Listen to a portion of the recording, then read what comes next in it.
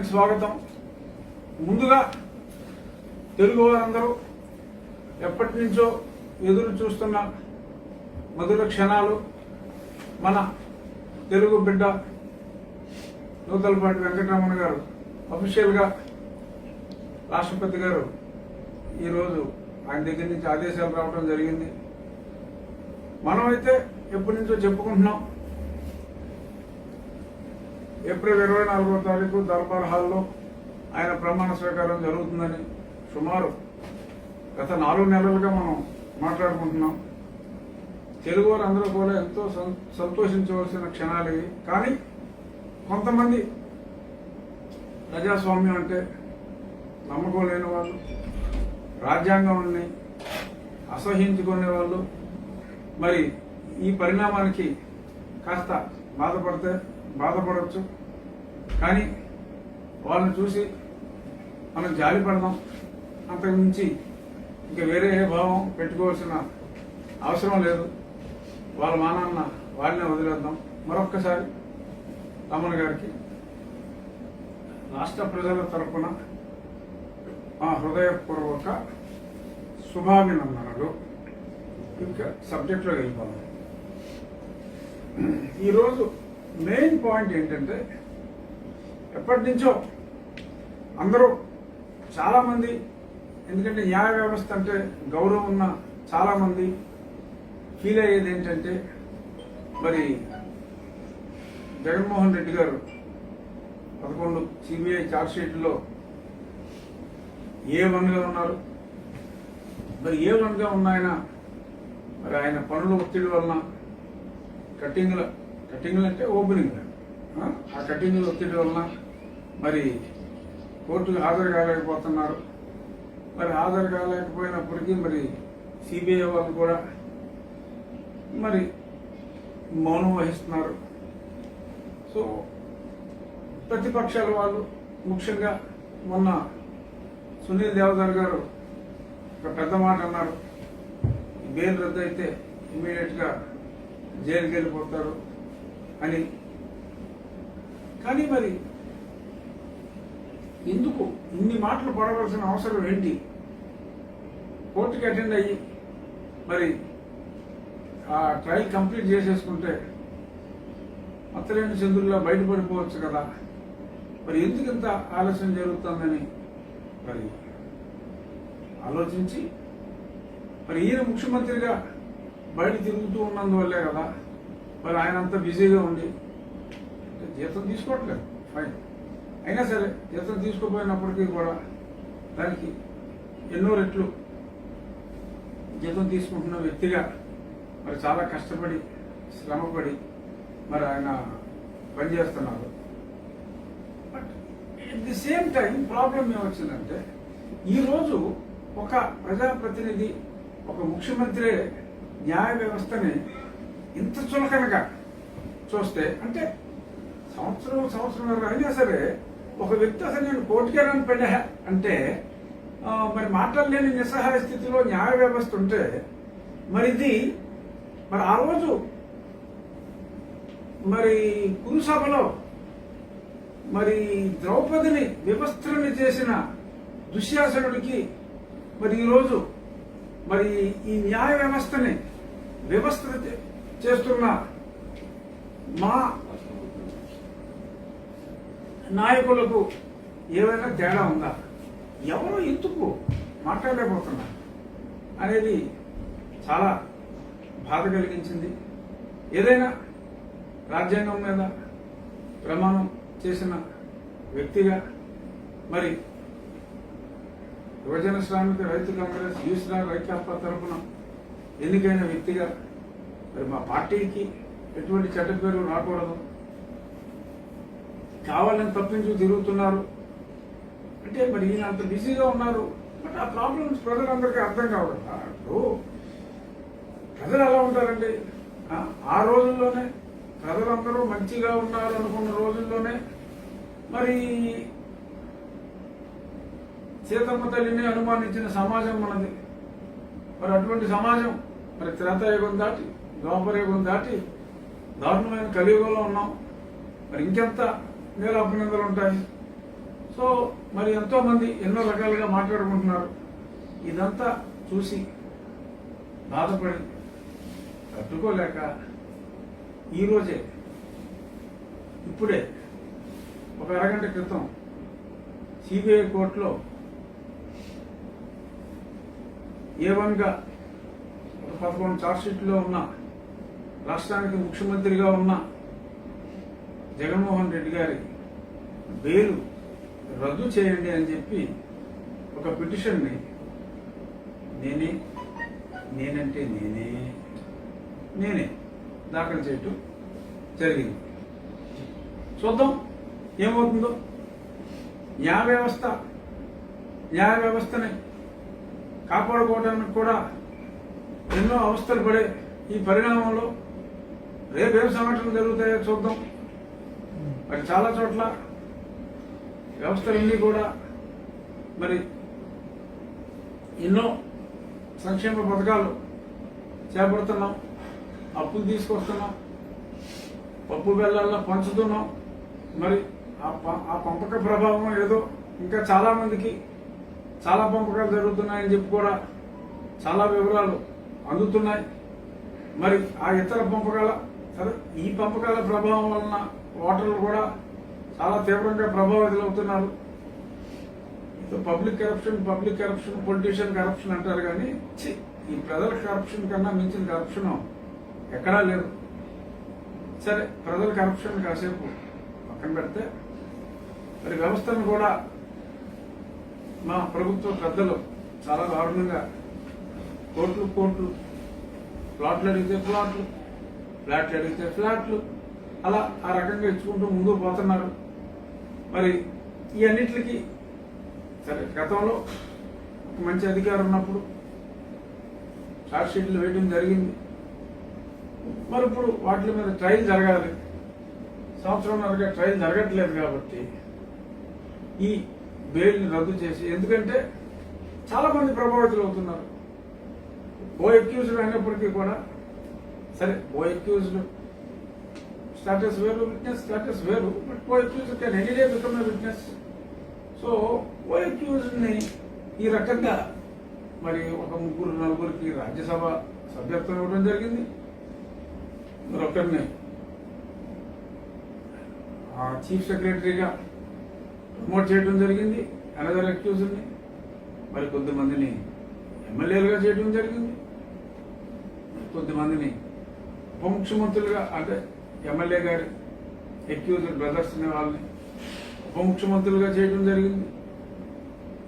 మరి ఇవన్నీ ప్రలోభ పెట్టడం కింద రాదా? మరి కళ్ళు మూసుకుందా సిబిఐ? మరి ఎందుకని వాళ్ళు మరి బెయిల్ క్యాన్సిలేషన్ గురించి సంవత్సరంన్నరగా రాకపోయినా అడగట్లేదు? మరి దీనివలన సిబిఐ మీద అడుగు పెద్ద నమ్మకం లేదు. సిబిఐ మీద ఇంకా ఉన్న కాస్త నమ్మకం కూడా పోతుంది. అలాగే న్యాయ వ్యవస్థ మీద కూడా సంవత్సరంన్నరగా ఒక అక్యూజ్డ్ కోర్టుకు రాకపోతే నువ్వు ఎందుకు కోర్టుకు రావట్లేదురా అన్న, ఎందుకు రావట్లేదురా అని కూడా అడగలేని నిస్సహాయ దుర్భర స్థితిలో ఈ కోర్టులుంటే ఎందుకండి ఈ వ్యవస్థ? ఎందుకండి ఎత్తేస్తే పోలా? నీ కోరువులు, ముఖ్యమంత్రి కోరువులా? మరి గతంలో సరే, గతంలోకి వెళ్ళే ముందు లేటెస్ట్ ఈరోజు ఉదయం చూసాం పేపర్లో, అనిల్ దేశ్ముఖ్ గారని ఎన్సీపీకి చెందిన ఒక వ్యక్తిపై ట్రాన్స్ఫర్ అయిన ఒక అధికారి చేసిన కామెంట్ని, మరి ఆ కామెంట్ ఉన్నా కూడా మరి తెలియ వరకు మరి నేను ఈ పదవిలో ఉంటే మరి నేను ఇన్ఫ్లుయెన్స్ చేస్తానేమో అన్న ఉద్దేశంలో మరి ఆయన రాజీనామా చేశారో చేయించారో. సో రాజీనామా అయితే చేశారు. మరి ఆ ఎగ్జాంపుల్ తీసుకున్నా మరి ఇప్పుడు మరి ఎన్ని ఛార్జ్షీట్లు ఎదుర్కొంటున్నారు? సుమారు 30 అన్నారు. ఇన్ని ఛార్జ్షీట్లు ఎదుర్కొంటున్నారు. మరి ఆలోచించుకోండి. మరి ఇవన్నీ లేకుండా మీరు ట్రయల్ అటెండ్ అయిపోతే ఆ ముఖ్యమంత్రి పదవి ఇష్టం. పార్టీ గౌరవ అధ్యక్షురాలు గారు మీరు మాట్లాడుకుని భారతమ్మ గారికి ఇస్తారు, షర్మిలమ్మ గారికి ఇస్తారు, విజయమ్మ గారికి ఇస్తారు, ఇంకా ఏ అమ్మ గారికి ఇస్తారు, మీ ఇష్టం. ఈ పార్టీ మీ ఇష్టం. బట్ గతంలో మీరెంతో అభిమానించే జయలలిత గారు కూడా, ఎందుకంటే ఆవిడ అహంకారం అవన్నీ మీకు బాగా నచ్చుతాయి.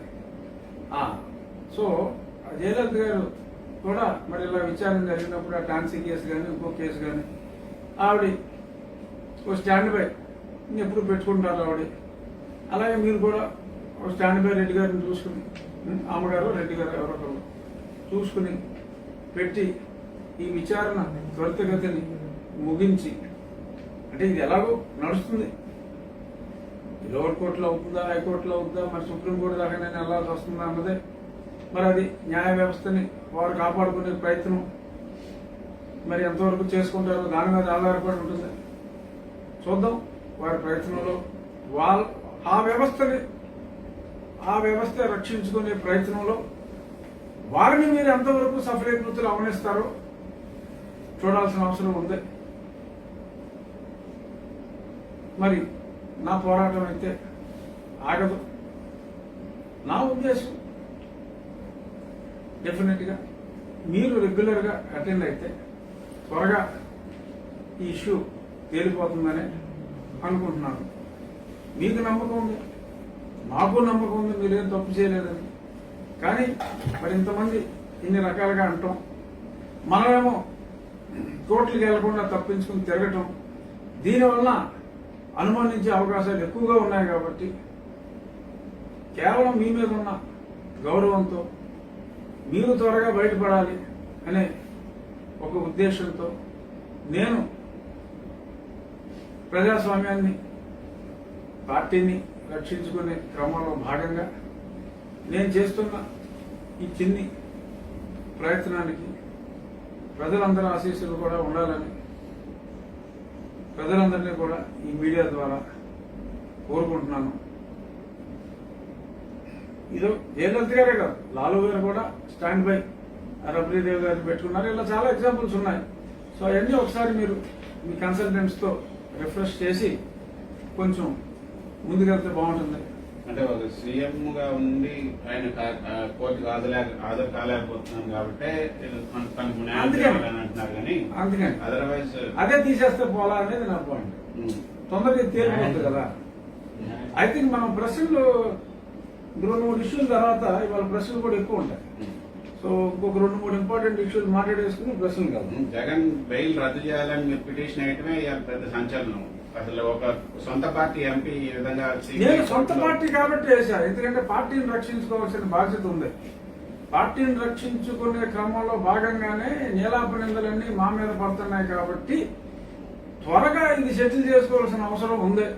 లేకపోతే ప్రతి ఓడు నోటు వచ్చినట్టు మాట్లాడుతున్నారు. మరి ఎవరిష్టం వచ్చినట్టు వాళ్ళు మాట్లాడుతున్నారు.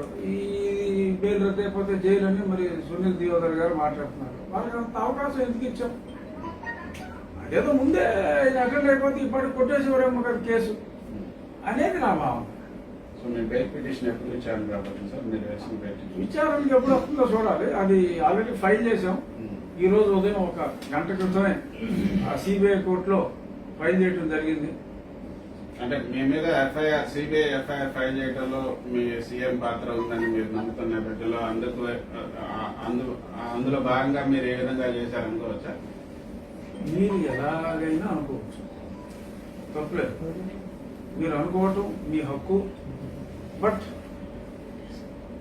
ఏమో ప్రతికూలం కారణం కావచ్చు. ఎందుకంటే at the end of the day గతంలో కూడా చెప్పుకున్నాం న్యూటన్ థర్డ్ లా గురించి. అది కారణం అని అనుకోవడంలో తప్పులేదు. కానీ అది కారణం కాదేమో నేను అనుకుంటున్నాను. బట్ మీ మనసులో భావాలు మీవు కాబట్టి మీ మనోభావాలను కించపరిచే హక్కు నాకు లేదు. కాబట్టి నేను మీ భావాలని నేను వ్యతిరేకించలేకపోతున్నాను, అలాగని సమర్థించలేకపోతున్నాను. సో నెక్స్ట్ ఇష్యూ ఒక ఇంపార్టెంట్ ఘట్టంతో మొదలెడతాం. Please focus. YS Vivekananda Reddy garu హఠాత్తుగా గుండెపోటుతో మరణించడం అన్నటువంటిది అత్యంత బాధాకరమైనటువంటి విషయం. రాష్ట్రానికి, రాష్ట్ర ప్రజలందరికీ కూడా 35 సంవత్సరాల రాజకీయ జీవితంలో ఎమ్మెల్యేగా, ఎమ్మెల్సీగా, మంత్రిగా సో ఇదన్నమాట. ఇంకా మళ్ళీ ప్లే చేయక్కర్లేదు, అర్థమైపోయిందిగా. ఊరికి ఫస్ట్ వైఎస్ వివేకానంద రెడ్డి గారు హఠాత్తుగా గుండెపోటుతో మరణించడం అన్నటువంటిది అదండి 9 గంటలకు ఆ రోజు ఈయన చనిపోయిన తర్వాత, అదే చంపబడ్డ తర్వాత, పాపం గుండెపోటుతో చనిపోయారు అని చెప్పి ఆయన వాకృచ్చారు. మరి తర్వాత సరే 1-2 గంటల తర్వాత చంద్రబాబు నాయుడు గారు చంపేశారని చెప్పి చెప్పారు. ఇక్కడ అసలు సింపుల్ కామన్ సెన్స్, అప్పుడే రిక్రూట్ అయిన హెడ్ కానిస్టేబుల్కి ఇచ్చినా కూడా ఈ కేసు ఈజీగా సాల్వ్ అయిపోయింది. మరి దీన్ని సిబిఐ, సరే గతంలో సిఐడి వాళ్ళు 9 నెలలు, మరి వీళ్ళకి ఒక్కొక్క 11 నెలలు ఎంత అయింది. మరి వీళ్ళు ఏం చేశారో అర్థం కాదు. ఎందుకంటే అంత రెడ్ హ్యాండెడ్గా మీడియాలో జాలీగా ఫేస్ పెట్టి మాట్లాడారు మా జాతీయ కార్యదర్శి గారు.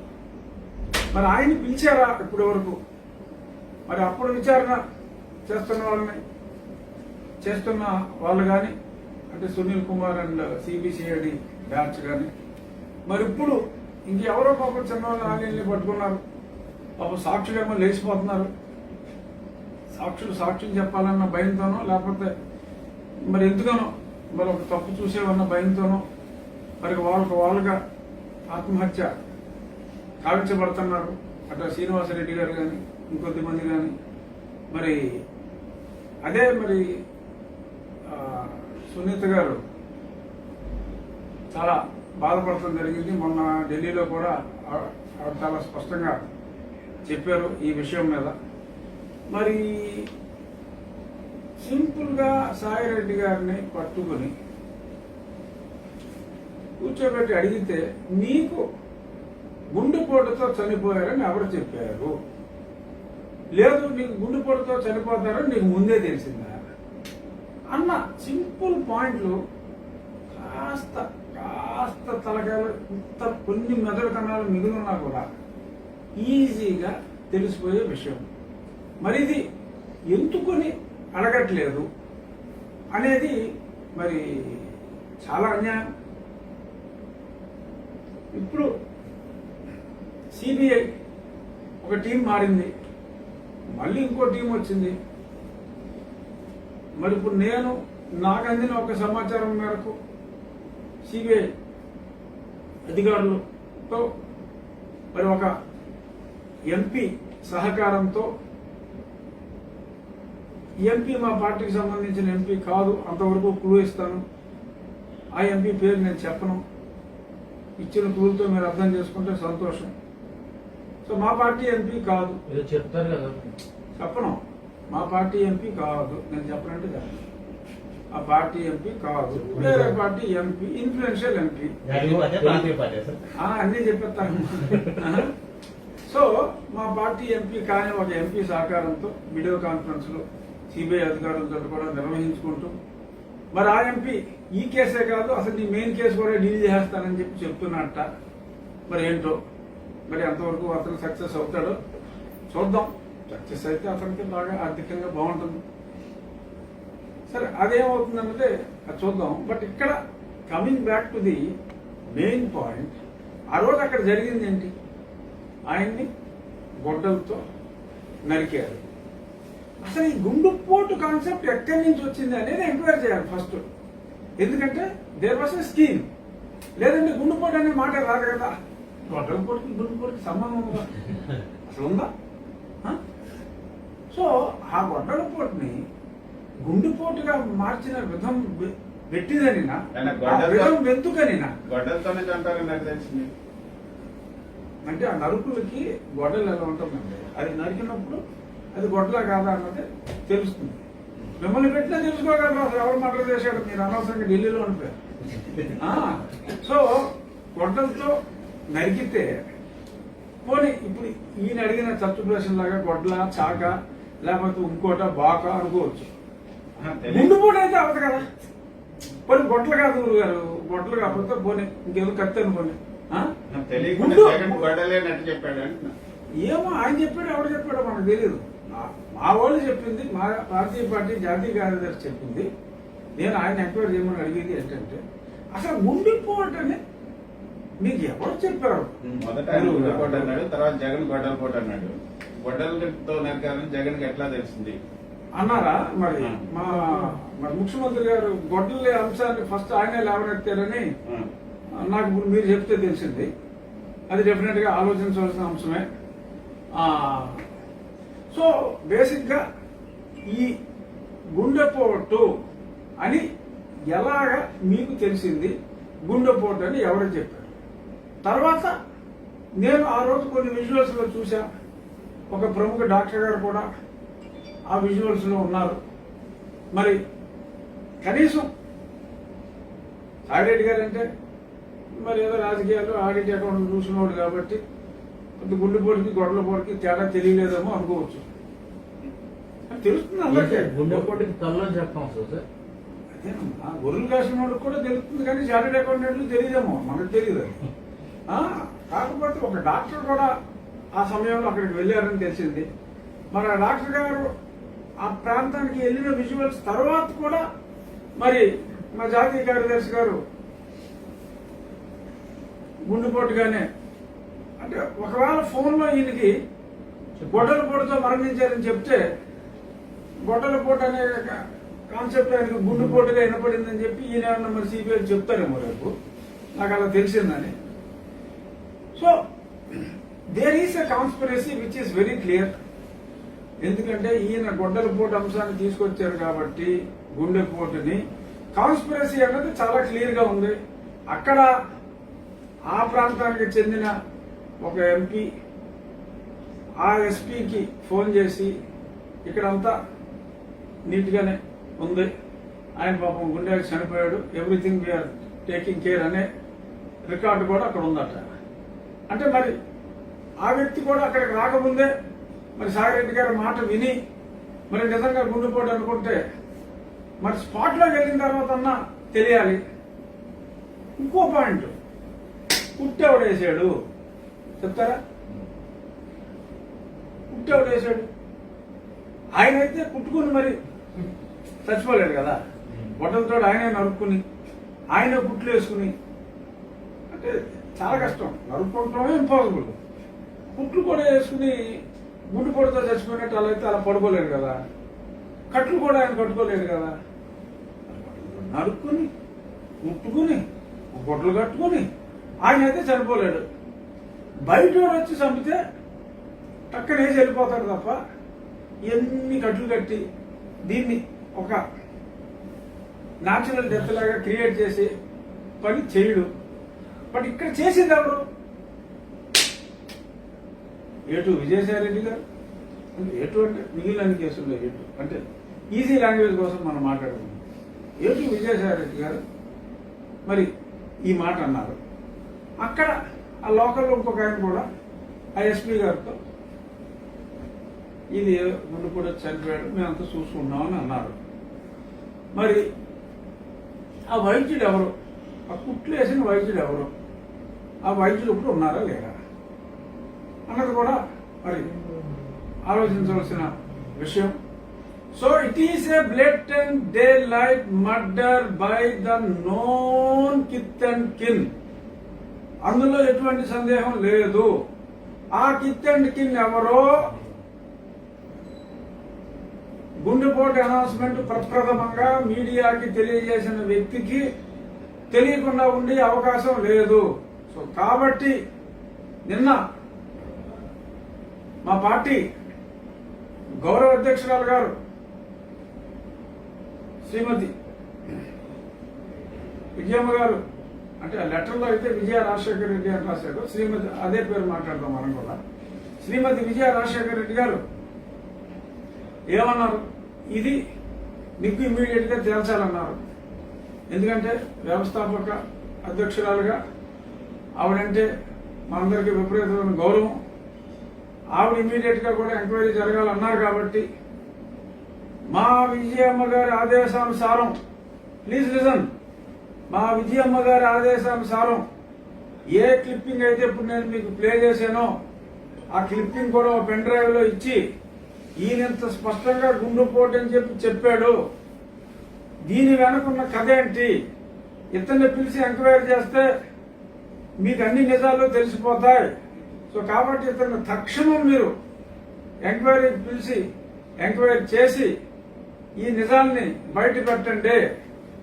ఈ విషయాన్ని ఇంతగా ఓపెన్ గా ఎవరు చంపాడో అందరికీ తెలిసిన ఈ విషయాన్ని మీరు దాయాలని చూస్తే చాలా ఇబ్బంది పడతారు. ప్రజలందరికీ తెలిసిన బహిరంగ రహస్యాన్ని మీరు ఎవడో అటు వెళ్ళి వాడు సరదాగా మర్డర్ చేద్దామని చెప్పి అది గొడవలే నా 10 ఎలా ఉందో పరీక్షిద్దామని చెప్పి అక్కడ ఇంట్లో పడుకున్న లేపి నరికెళ్ళిపోయాడని చెప్పి ఇలాంటి కహానీలు చెప్తే కుదరదు. ఎవడికో సంబంధం లేకుండా ఆడు ఎవడో వచ్చాడు వేసేసాడు వెళ్ళిపోయాడంటే కుదరదు. ఆ వేసేసినాడు గుండెపోయి చచ్చిపోయాడని కూడా చెప్పాడా, కుట్లేసినట్టు చెప్పాడా, ఆ లోకల్గా ఎస్పీకి ఫోన్ చేసినట్టు చెప్పాడా, చెప్పలేదు కదా. సునీతకి డౌట్ వచ్చి తను ఆ ఎస్పీతో మాట్లాడి you cannot go ahead without post mortem, I'm reaching there, let there be a post mortem అన్న తర్వాత కట్లన్నీ ఇప్పిన తర్వాత ఆ కుట్లన్నీ బయటకు వచ్చినాయి. లేకపోతే ఆ కుట్లు లేదు గుట్టు లేదు, పాపం గుండె అని చచ్చిపోయాడు, సింపుల్ కథగచ్చికి మనం ఇంటికి అంతా అయిపోయాయి. మరి నేను మా విజయమ్మ గారి ఆదేశానుసారం ఆవిడ నిగ్గు తేల్చాలన్నారు కాబట్టి వాళ్ళ సన్నీ మీద అనవసరంగా నేలాపనిందలు ఆ TV5 ఆ జోతోడు ఆ పని లేదు పాట లేదు వాళ్ళిద్దరూ అంతసేపు రగ్గడు వీడియో రేట్లు తప్ప ఇంకో పని లేదు వాళ్ళకి. సో ఆ పని పాట లేని TV5 ABNలు మా సన్నీని నేలాపనిందలు వేస్తున్నారు కాబట్టి ఇది వెంటనే తేలిపోవాలన్నారు కాబట్టి నేను ఈ రోజే ఈ మీడియా సమావేశం అయిన వెంటనే ఒక లెటర్ రాసి ఈ నిజానిజాలని ఇమీడియట్ గా చేయాలని, అలాగే కొంతమంది సిబిఐ అధికారులు ఇందాక చెప్పినట్టు ఒక ఎంపీ సహకారంతో మా తాడేపల్లి వారి ఆర్థిక సహకారంతో మరి వీడియో కాన్ఫరెన్స్లు కూడా వచ్చేస్తున్నారంటే సిగ్గు లేకుండా ఆ డీటెయిల్స్ అన్ని కూడా ఉన్నాయి, చెప్పాల్సినప్పుడు చెప్తారు. సో చెప్పరా ఎప్పుడు చెప్తా చెప్పాల్సి వస్తుంది. మీ దగ్గర డీటెయిల్స్ ఉన్నాయా? సిద్ధంగా ఉన్నా కంటిన్యూ చేయండి. సో ఇది మరి డెఫినెట్ గా ఇంకొకటి ఇక్కడ ఎవరికి అర్థం కాదు, మా శ్రీమతి విజయ రాజశేఖర రెడ్డి గారు మాట్లాడింది ఈరోజు తెలుగువారి మనస్సాక్షిలో ఫ్రంట్ పేజీలో రైట్ సైడ్ ఎంత, ఆ లోపల సెకండ్ పేజీలో ఒక హాఫ్ చాలా స్పష్టంగా ఇవ్వడం జరిగింది. ఇది ఫ్రంట్ పేజీలో పచ్చ కుట్రట, లోపల పేజీలో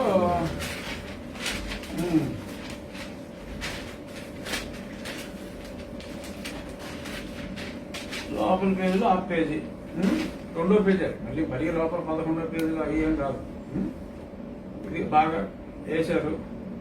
మరి ఇప్పుడు ఎంతగా బాధపడినా మా మరిది గారి కుమార్తె మా కుటుంబం అని చెప్పి బాధపడ్డారు. నిజంగా ఒక తల్లిగా ఆవిడ బాధ అంటాం సహజం. మరి ఆవిడ ఇక్కడికి వచ్చి మరి ఆవిడ గోల్డ్ వెలపుచ్చుకుంటే ఈ పేపర్లో ఒక అక్షరం కూడా రాయలా. ఆఖరికి అది ఎక్కడో ఆ లోపల 11వ పేజీలో రాసే కాలం కూడా నేను చూసా, కావాలని నాకు కనపల్లా. సరే వాళ్ళ బ్లూ ఛానల్స్ లో కూడా అంటే ఇది పచ్చగొట్ర అని మీరు అంటున్నారంటే ఎస్ నేను సమర్థిస్తాను. అంటే ఇది వేయలేదు అంటే మరి ఆవిడ బాధని విజయమ్మ గారి ఆవేదనని ఇంతగా ఆవిష్కరించిన మీడియా, మరి సునీత ఆవేదనని మరి బ్లూ మీడియా ఎందుకు బ్యాన్ చేసింది అనేది నా పాయింట్. అంటే మరి ఇది పచ్చ కుట్ర అయితే అది నీలి కుట్ర ఏమంటారు? సో ఇటువంటివన్నీ ఏదో ఏదో జరిగింది, ఏదో జరిగిపోయింది. ఎవడో ప్రజలు కూడా వాళ్ళ డబ్బులతోటి, అందరి డబ్బులతోటి కొందరికి ఇచ్చే పప్పు బెల్లాలు, ఆ ఓట్లు మనకు సరిపోతాయి కాబట్టి మీ సన్నీ బాబు ఎన్నిసార్లు అయినా నెప్పుతారు అని మీరు అనుకోవడంలో ఏమాత్రం తప్పు లేదు. మళ్ళీ నెగ్గొచ్చు కూడా. కానీ మరి ఈ ఏది దీనికి అంటే చెల్లెలు అక్కడికి వెళ్ళి ఘోషిస్తే మరి ఎందుకని మనం మాట్లాడలేదు? అంటే ప్రజాభిమానం ఉండి మళ్ళీ నెగ్గేస్తారు అన్న నమ్మకం మీకుంటే ఇటువంటి వాటిని పట్టించుకోవాలా. ఇకపోతే మెయిన్గా ఇంకొక మాట, మా శ్రీమతి విజయ రాజశేఖర రెడ్డి గారు అన్న మాటల్లో ఇంకో మాట ఏంటంటే, హత్య జరిగినప్పుడు చంద్రబాబు నాయుడే ముఖ్యమంత్రిగా ఉన్నాడని. నిజమే, ఆయన ఉన్నాడు కాబట్టి ఏదో జరగాలని అనుకున్నట్టున్నాడు అంతా రొటీన్లో. మరి అక్కడ ఏమైంది? ఎస్పీని ట్రాన్స్ఫర్ చేశారు, డీజీపీని ట్రాన్స్ఫర్ చేశారు, ఐజీ ఇంటెలిజెన్స్ ని ఎలక్షన్ టైం కదా పిటిషన్ వేసి ఐజీ ఇంటెలిజెన్స్ ని ట్రాన్స్ఫర్ చేశారు. ఇంకెవరున్నారు అక్కడ? ఆ సిఐ ఎలాగో మీరు ముందే కొనేసుకున్నారు. ఆ తర్వాత సన్నీయే మరి కొత్తగా ఒక సిట్ వేశాడు. మరి ఆ సన్నీ వేసిన సిట్టు ఏం చేశారు? 8 నెలల్లో గుండుపేటని చెప్పినోడు కూడా కనీసం పిలిచి కూడా మాట్లాడలేదు. ఏం ఎంక్వైరీ చేశారు? ఒక సాక్షి అంటే విట్నెస్, ఒక సాక్షిని ఆత్మహత్య చేశారు. అది కూడా సునీత చెప్పింది చాలా స్పష్టంగా, షీ బీయింగ్ ఏ డాక్టర్. ఇక్కడ కిడ్నీకి ఇంకా దేనికో, ఆ స్ప్లీన్కో దేనికో ఆ మధ్య భాగంలో అక్కడ బ్లడ్ క్లాట్స్ వచ్చినాయి, విషం తాగి చచ్చిపోతే అక్కడ రక్తస్రావం జరిగే అవకాశం లేనే లేదు. సో అది కూడా ఎలా అయితే వివేకానంద రెడ్డి గారి ముందు పాపం గుండెపోటు చచ్చిపోయాడని అనుకున్నారు, అది కూడా ఆత్మహత్య చేసుకుని చావలేడు. ఆత్మ హత్య గావించబడింది. మరి అది కూడా మరి మీరు పోస్ట్ మార్టం ఏమీ లేకుండా మన ప్రభుత్వం కాబట్టి కొట్టారు. సో ఇలా ఇంకెంతమంది పోతారని ఆవిడ బాధపడింది. మరి దానికి లేదు సమాధానం. ఎంతసేపు మా సన్నీ మంచోడు, మా సన్నీ 150 సీట్లు ఉన్నాయి, ఈ ప్రతిపక్షం పనికిరాని వాళ్ళు. సన్నీ అంటే ఆవిడ కుమారుడా? అంటే ఆవిడ ఆత్మకథలో ఆ బుక్ లో కూడా సన్నీ అని రాశారు, అందుకని సన్నీ అని ఈజీగా ఈ సన్నీ వేరు. సో ఇది మరి మధ్యలో డిస్టర్బ్ చేస్తున్నారు సార్, ఫ్లో పోతారు. సో మరి ఈ రకంగా మీరు ఆ లేఖ రాసి, ఆ లేఖ వలన ఏదో గుట్టుగా జరుగుతున్న సంసారాన్ని బజార్లో పెట్టినట్టుగా అయిందేమో అని నా బాధ. అయినప్పటికీ కూడా మీ బాధను అర్థం చేసుకున్న వ్యక్తిగా ఇది త్వరగా తేల్చాలని చెప్పి ఒక పార్లమెంట్ సభ్యుడిగా నేను ఎలక్షన్స్లో సన్నీ బొమ్మ కన్నా మీ బొమ్మ నేను ఎక్కువగా రాజశేఖర రెడ్డి గారి బొమ్మ వాడాను కాబట్టి మీ వాక్కు వేద వాక్కుగా నేను రెగ్యులర్గా సిబిఐని పర్సూ చేసి ఇది ఇష్యూ తొందరగా తేల్చాలని, నిజమైన ఇంటి దొంగలు అండర్లైన్ చేస్తున్నా. ఎందుకంటే ఇంటి దొంగలు కాబట్టి చక్కగా అన్ని తుడిచి, ఒక ఇల్లును మనం ఎలా దుద్దుకుంటాం, చక్కగా నీట్గా తుడిసి ఎక్కడ దుమ్ము లేకుండా చక్కగా ఉంచుకుంటాం కదా ఇల్లు. అలాగే చక్కగా అచ్చి చేసిన తర్వాత చక్కగా నీట్గా బ్లడ్ అంతా తుడుచుకుని కట్లు గిట్లు అన్నీ వేసారు కాబట్టి వాళ్ళు ఇంటి దొంగలే. సో కాబట్టి ఇంటి దొంగల్ని త్వరలో సిబిఐ ద్వారానే పట్టించిచ్చే ప్రయత్నం చేస్తాం. ఈ 2 నెలల్లో కూడా ఆ సిబిఐ తేల్చకపోతే మీ ఆజ్ఞగా భావించి పార్లమెంట్లో కూడా నేను ఈ విషయాన్ని ప్రస్తావిస్తాను. బట్ ఈలోపే మరి మీ సంక్షేమ ఫలాలు మరి సిబిఐ వారికి అందక ముందే మరి వాళ్ళు నిజాయితీగా ఈ కేసు విచారించి ఇకపై సన్నీతో ఆ ఎంపీతో వీడియో కాన్ఫరెన్స్లో పాల్గొకుండా తగు జాగ్రత్తలు తీసుకునేలాగా నేను ఆ సంబంధిత అధికారులకు కూడా ఈరోజు కూడా ఇన్ఫార్మ్ చేస్తాను. వీళ్ళతోటి వీడియో కాన్ఫరెన్స్లో పాల్గొవద్దని, ఇది కూడా కొంచెం స్పీడప్ చేయమంటాను. ఇక ఈ సందర్భంగా నిన్న నాకు తెలిసిన అంశం ఏంటంటే, సరే నేను గతంలో క్లియర్గా చెప్పా,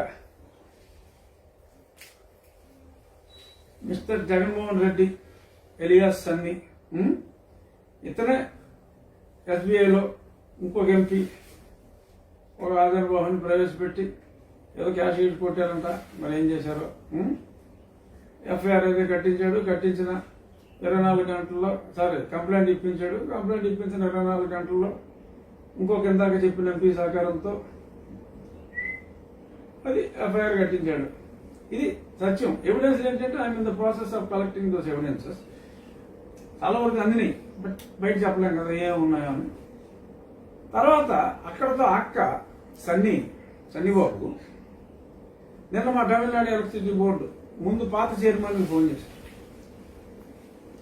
పాత చైర్మన్ నేను చైర్మన్ కాదని చెప్పాడు. సో కొత్త చైర్మన్ పట్టుకున్నారు. ప్రవీణ్ ప్రకాష్ ఒకటి ఉన్నారు అక్కడ.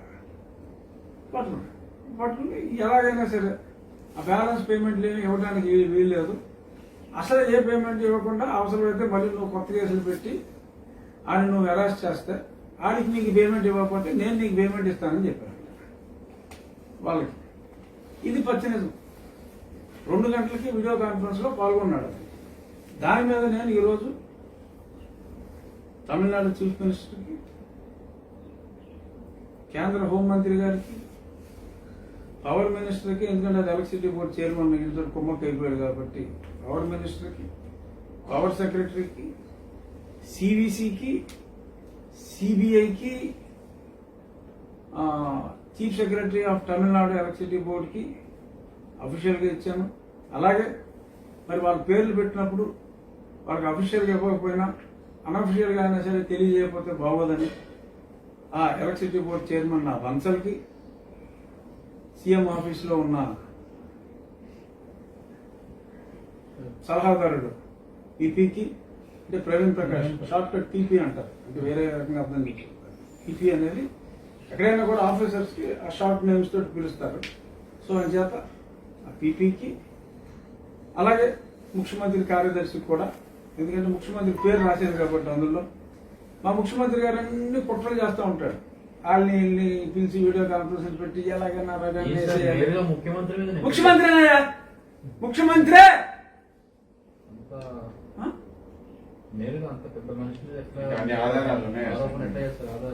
ఆరోపణ చేశాను, నిరూపించుకోమని కాదని నేను చెప్తున్నాను. 2 గంటలకు మాట్లాడాడు సన్నీ అతనితో, కాదని ప్రూవ్ చేయమని నిన్న మధ్యాహ్నం అఫీషియల్ నేను రైటింగ్ ఇచ్చేసాను అందరికి. I mean respectable position, I can't right what ever non sense I want to right. So all evidence నేను ఇచ్చాను, నాకు తెలుసు కాబట్టి ఇచ్చాను. సో అన్ని తెరవని వ్యవహారాలు చేస్తూ ఉంటాడు. నేను ఓపెన్గా లెటర్ ఇస్తే ఇచ్చాను. నేను ఖాళీ కూర్చోలేదుగా, మీడియాకి చెప్పానుగా. సో చక్కగా అది నేను ఇచ్చాను. చూద్దాం ఏం జరుగుతుందో. బట్ ఎక్కడి నుంచైనా ఈ సిబిఐలతో మాట్లాడేటాలు ఇప్పుడు అర్థమైపోతాను కదా. 9 నెలలు అయినా సరే ఆ సాయిరెడ్డిని ఓపెన్గా టీవీలో గుండిపోటు అన్నవాడు కూడా పిలవలేదు. ఇంకోటి, నా బెయిల్ క్యాన్సిలేషన్లో one of the main point మీరు గతంలో చూసుంటారు. విజయసాయి రెడ్డి గారు ఈ వెంకటేష్ అని చెప్పి ఒక ఆఫీసర్ని తీసుకొస్తున్నారు, అది కరెక్ట్ కాదు, ఆయన ఏమో ఇక్కడికి ఏదో అప్లై చేశాడంట అన్నారు. అసలు ఇతనికి ఎలా తెలిసింది అప్లై చేసినట్టు? వాళ్ళు ఇంటర్నల్ కదా, అంటే సిబిఐతో ఇతను టచ్లో ఉన్నాడు అన్నది బహిర్గతం అయిపోయింది కదా. సో నాకు ఇంటర్నల్గా తెలిసింది ఇతను రావడానికి వీలు లేదు అన్నాడు. సో ఇతను బయట ఉంటే ఇది ఇలాంటి ఇన్ఫ్లుయెన్స్ చేస్తూ ఉంటాడు. సో అంచేత ఇదంతా మంచి పద్ధతి కాదు కాబట్టి. బట్ ఏమన్నాం, ప్రజలు న్యాయ నిర్ణేతలు, ప్రజలు జగన్మోహన్ రెడ్డి తప్పు చేయలేదని నమ్మారనుకోండి, ఆ నమ్మకం నిజం అవ్వాలంటే దీన్ని బయటపడాలి కాబట్టి ఆ రకంగా నేను అది వేయటం జరిగింది. చాలా పాయింట్లు ఉన్నాయి. ఆ పాయింట్లు